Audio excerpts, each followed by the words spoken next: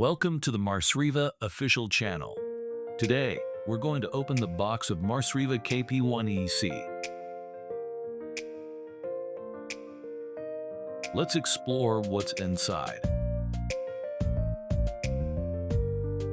Take a look at the interfaces on the product. Press and hold the switch for 2 seconds.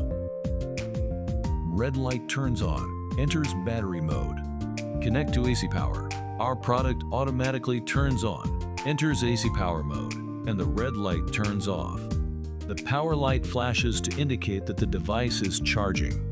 There is a 5 volts DC output and USB output on this side. It can power 5 volts devices. Let's plug in a phone and give it a try. On this side, we have 3 DC output ports. Please check the voltage and power required before connecting the load device. Connect the KP1 EC.